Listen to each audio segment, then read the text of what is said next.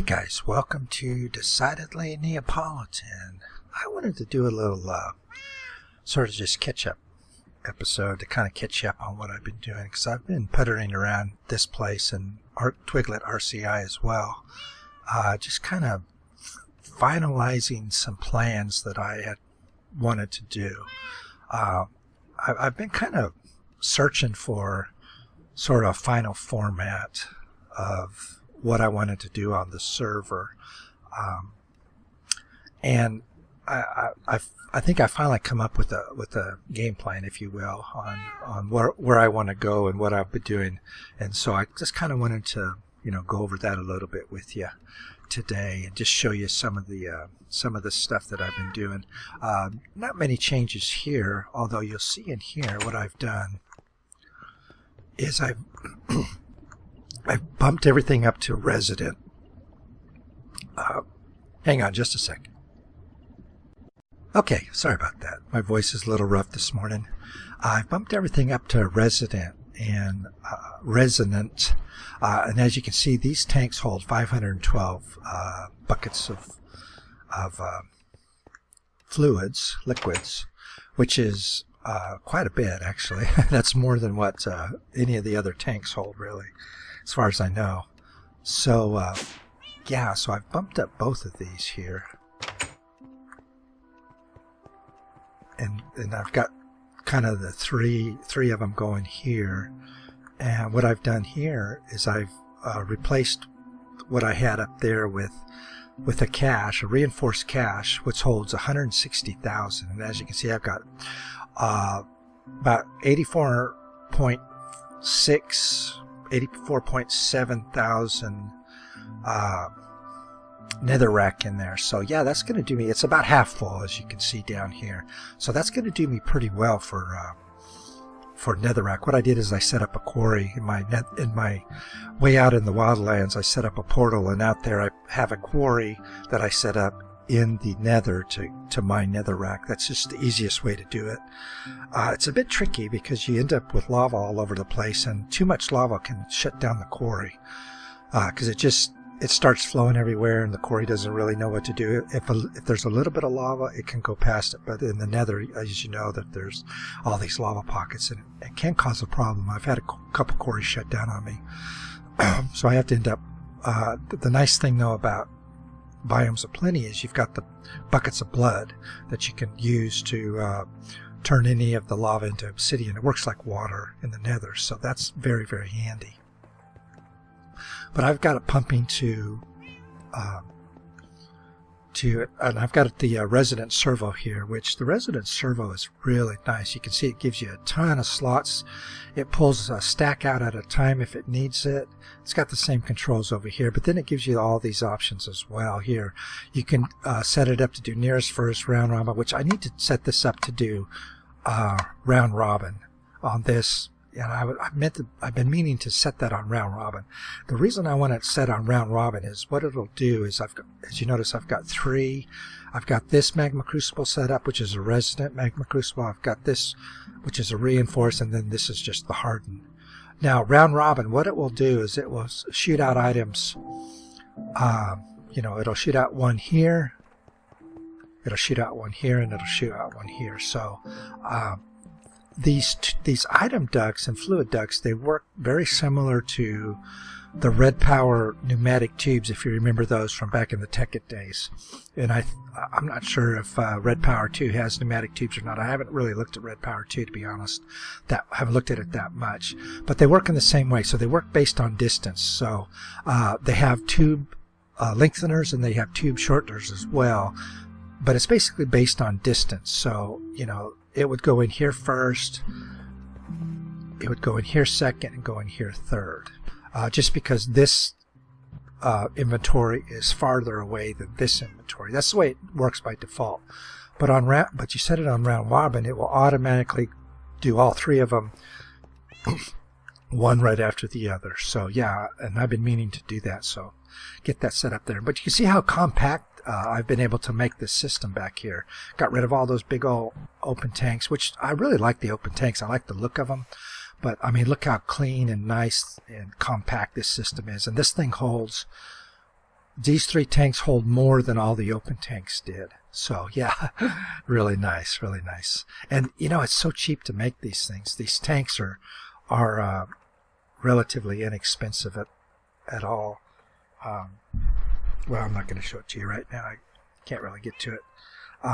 But yeah, they're not too expensive right now. My microphone sits on top of my keyboard, and it gets to be a real hassle to try to, you know, I end up whacking the microphone and stuff. So yeah, just look them up if you're using the mod pack. They're real cheap here. I'm recording this in the morning.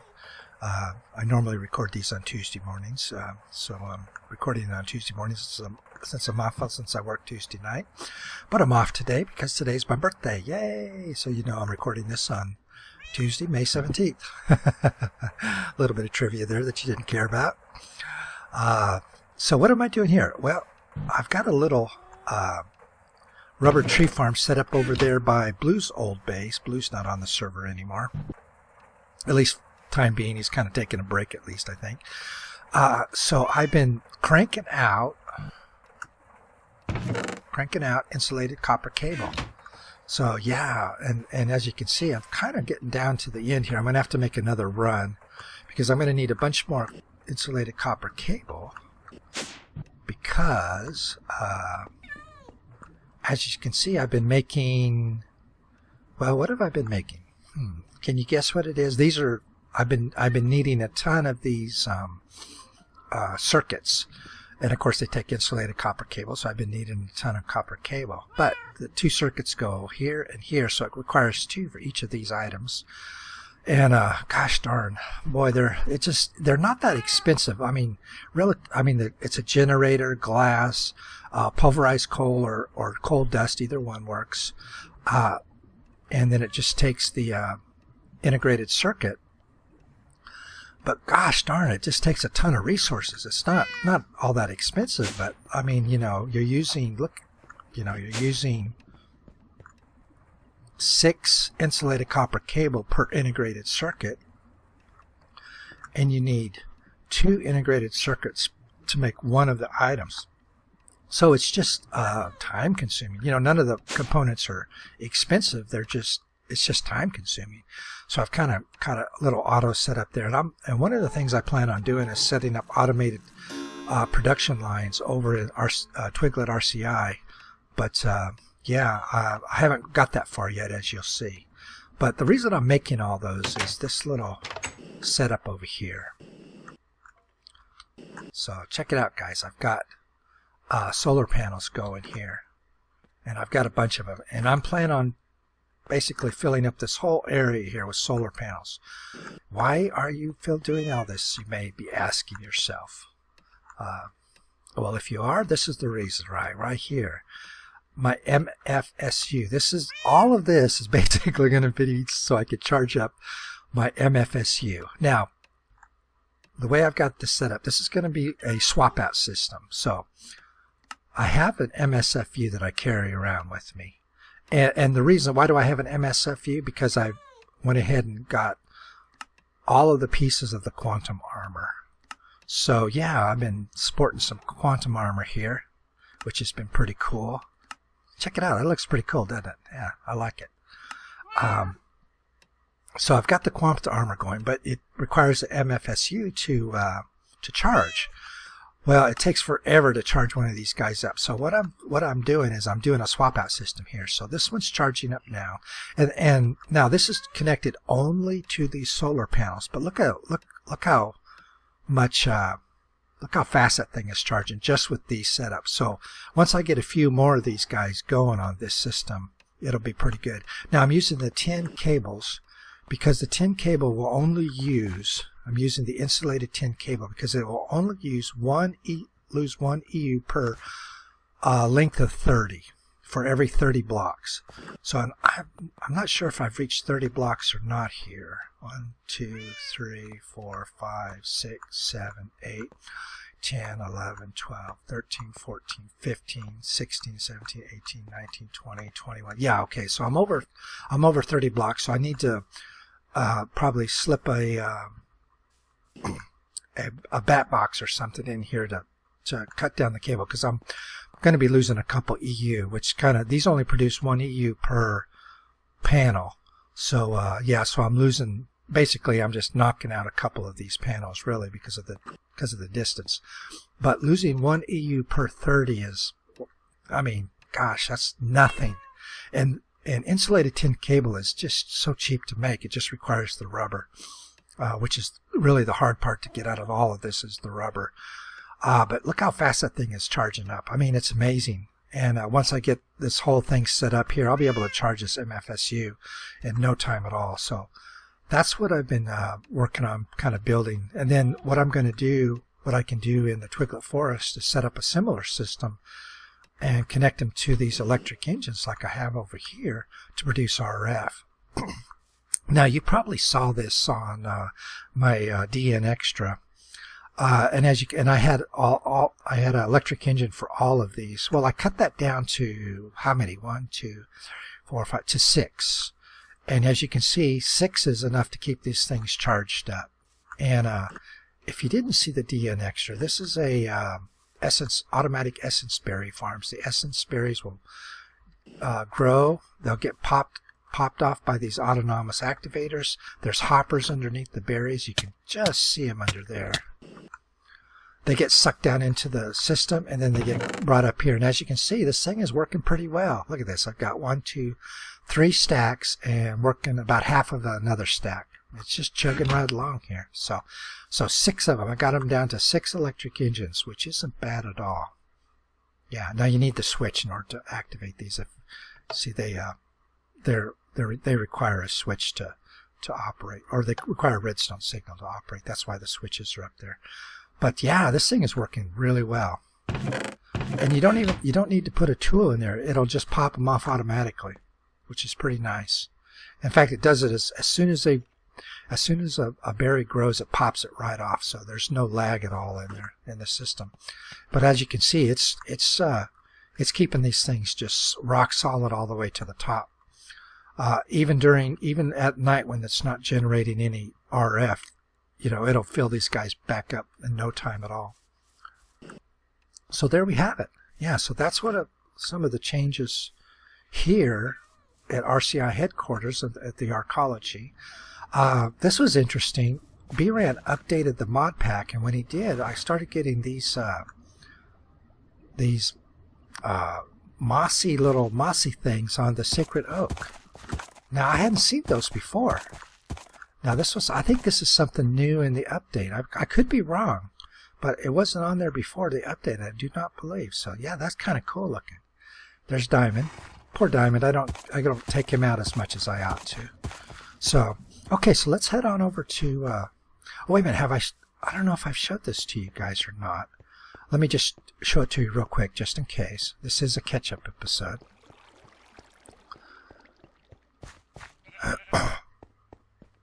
I planted some mushrooms over there just as a test to see if I could plant the big mushrooms for a little project I had in mind, which I haven't really messed with yet. I moved the Blaze farm, and I haven't moved the string farm. The string farm is, I've tore down both the farms over there, obviously, as you can tell, because there's nothing over there anymore. But I moved the Blaze farm over here, and this has the sword in it, the same sword with the obsidian and stuff in here. But here's the new location of the Blaze farm, and as you can see, I used the hardened glass in it, so it makes it a little easier to see where they're at. Oh, these guys are loud. So yeah, I think it turned out pretty nice. It's hardened glass. Now, you just can't whack it and break. I mean, you can break this hardened glass, but it takes a little bit of doing so, because it is hardened glass. So it's not like you're going to accidentally break it. You'll have to intentionally break that glass in order to break it. But there's the Blaze farm, and I kind of fancied it up a little bit, not too much. Just kind of a little bit of fancy. It's more utilitarian than it is anything. That's kind of the whole point about it. So let's head on over to RCI and the Twiglet Forest real quick. Do I got my... Yeah, I do. Let me show you what's going on over there. Haven't checked this for a while. See if there's anything in here. I've had a few donations, which I appreciate. It's always good to have donations. Oh, idiot. Look at that. Didn't do anything. Just wasted himself for nothing. Yeah, see, look at the little... Yeah, I think that's new since the update, because I did not notice that before. Which, I'm not complaining. I think it looks cool. But it must have been something they changed in... I'm not sure which mod has the Sacred Oaks. Is that Thaumcraft or is that Biomes of Plenty? I don't know. Oh, dang it. You got to be careful with this portal. You can fall back into the portal real easy because of the way it spawns you. You got to be real careful where it's... See, sometimes it'll spawn you like right next to it. It's easy to fall back in. All right, so let's head on over there.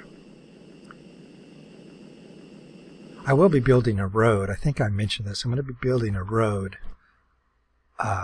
from RCI to the portal using all that concrete. Now, you probably saw this on Pix's video if you watch Pix. He went through and I hired him to cover this whole area here in marble, white marble. So check it out, guys. This thing looks... Let's see. Can we get a good picture of it here? Can we get a good side of it here? Check that out. Doesn't that look nice? I've got the beacon I'm going to leave on top, I decided. And I plated it in gold, pretty much. So it's in gold. Yeah. Now, if you're a student of history, you'll know that the Great Pyramid, when it was originally built, was not the sandstone that you see today. It was actually covered in white limestone. And the very top of it was covered in gold. The top, they call, what is it? The top something, or it's called something, but I forget what it's called. But it's like the corner piece of a building. It was the very top of the pyramid, and it was covered in gold. So now imagine that site back in the day. You're a trader and you're heading towards Egypt, and the Great Pyramid is so big that you could see that from such a distance, and the sun is coming up, and you see this brilliant white structure in the distance, and with the sun glinting off the gold cap of the pyramid. I mean, it would have been a spectacular sight. Absolutely spectacular. So this isn't nearly as spectacular, but it's kind of the same feel that I was kind of going for. Yeah, so you can't really see it down from here, but I really like the way it turned out. Yeah, pretty nice. I've also noticed that, oh, look at this, a marshy hive. Oh, now see, I did not think the bees would work in the twilight forest, but look at this. We've got a marshy hive here in the firefly forest. Okay, so that means that the marshy hive is a native to the firefly forest. That is awesome. Oh, look, we got another one here too. See, BRAN updated the pack, and so evidently there's been some nice changes to it. He updated all the mods, and one of them, I guess one of the changes was that the forestry, I think he added the Extra Bees mod, and that may be a product of the Extra Bees mod. Oh, so you know what? I could set up some beekeeping here in the Twilight Forest, because I was going to do the forestry stuff here as well. Very nice, very nice. Okay, cool. Well, let's get inside. I don't want this to be too super long. Let's get inside here, and I'll show you what I've been doing here. Well, as you can see, I've been working in here as well. Here's the now this was the original setup here, so I've just extended that along the sides, so you can see. Now I'm using these big fans here. These are the industrial tech blocks. Doesn't that look cool? I really like the way that looks. And I did that to demarcate this area. This is going to be a little workspace, a little office area that I'm going to set up here. And I'm going to have some little crafting set up here. But I'm going to extend this all the way down. I changed my mind about this. I'm not going to do a second floor on this. As you can see, I kind of filled this area back in over here. This is going to be the museum wall, the Twilight Forest kind of museum. We got the Naga, the Leech. Zombie scepter from me killing the leech. I've got a little little map. Let's see. Got the little map thing here. Now, these maps you can make with a, these are the magic maps, and you need a raven feather to make one. But it shows you where all the good stuff is, basically. So, yeah. I tried putting it in a picture frame, but it kept popping off. Picture frame. Got a uncrafting table there. So this wall here is going to be sort of the trophy wall, if you will. It's going to extend all the way down here, and then I might wrap it around if I need to. So yeah, so I'm not going to have a second floor, and I'm leaving the roof just the way it is. I think that looks, I like the way that looks. So I went through and added firefly jars to kind of just light up the area. There's these are carpenter blocks with glowstone in them, so don't have any more torches. And yeah, so this is going to be the manufacturing floor. I have so much area here that yeah, I don't really need a second floor. But what I did do is I kind of set up this area here. I've got another one of this, and I'm down to 34,000 on this one because I've been filling these tanks. These are railcraft tanks, and they should be just about full. Yeah, they are full. Good. So let's go ahead and turn this off for right now. I've got a tesseract set up here that I'm going to be using to ship lava around where I need it. Go ahead and turn. I need to set up a centralized on-off switch. I just haven't done it yet. Turn those guys off. But this is the number of magma crucibles I finally ended up with, and that seems to fill these railcraft tanks up pretty good. Each of these tanks hold 2 million buckets of lava, so I've got a total of 4 million buckets here. And what that does mainly is to power this system here. Now, as you can see, this produces 192,000 RF, which I'm not using any of right now. But it comes out of here. I'm going to running a dual system, and then what I'm going to do here is these will be the manufacturing lines. So I'll set up like this will be the set up to pulverize items, and then in this area here I'm going to set up my storage system. So you know, I'll have a pulverizer will come down in this way, and then it will feed into the a line of redstone furnaces that'll, you know, can you know, cook all the stuff up that needs to be cooked up, and then it will be shipped down to the storage area here. And what I'm going to do is I will pop it into, when it gets down to here, for example, it will end up in a tesseract. That way I don't have to put a bunch of pipes all over the place, although I could do it. It might look cool. But I've got the tesseract, so I might as well use them. That's why I was making them. Anyways, I'll pop into a tesseract here, and it'll go into, you know, a sort of dump chest, if you will, and then it will be sorted out into the areas down here. So, you know, I'm going to do it like, you know, have several rows, if you will, of storage here, and then I'll set up another little crafting area here where I can do crafting on the fly. But then on this side I'm going to be setting up some automatic production lines. So there'll be one short line, say, that'll produce those integrated circuit boards, for example. It'll produce integrated circuit boards, and then those will get shipped over here to, you know, to one of the storage bins, and then from that storage bin, then it can be switched over to, say, building those solar panels. And what I'll do is I'll have, since you can, oh, I don't have the servos in this one. I need to put some servos in there. The servos here, well, you can control them with a redstone signal. So what I'll do is I'll have a redstone signal that will control the servos. So when I need integrated circuits, for example, I'll just turn that servo on, and it'll start pulling integrated circuits from the bin over there, and it'll inject them into the system for the solar panels. And then I'll have the auto crafting system set up, and I'll do that for various different components that I need. It gets a little complicated if you try to do everything at once, so I'm kind of breaking it up into just separate components. I think that'll work the best. But in the meantime, I've just got myself my little workstation here, and I'm still working on this. I want to, finish the wall system all the way around, and like I said, I'm not going to change the top any. I'm going to leave the beacon on top. This little area is pretty much going to stay the same. I may,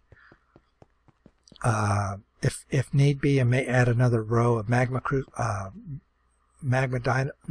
dynamos, but I don't think I'm going to need them. I just put the space there in case. But anyways, guys, yeah, so that's it. That's it. A little bit of changes, but I am making some progress here. It's been, just a lot of, as I said before, just a lot of busy work, really. Just doing stuff. I mean, that's, changing out these walls is quite a job because there are a number of different components here. Carpenter blocks, and I have to do the slab version of the carpenter blocks. These glass panels on top of those. Got the concrete going here. Got the technical blocks going. So none of it's hard, of course. It's just, you got several steps that you have to do in order to do it. And it just takes some time. So that's why I said these videos aren't going to be coming out every week, because it just takes time to do it. But let's go over here in the middle and look at the mini map up there. Look at that mini map. Check out the RCI Twiglet Forest RCI headquarters. Doesn't that look nice? Oh, I really like the look of that. Oh, it's just gorgeous.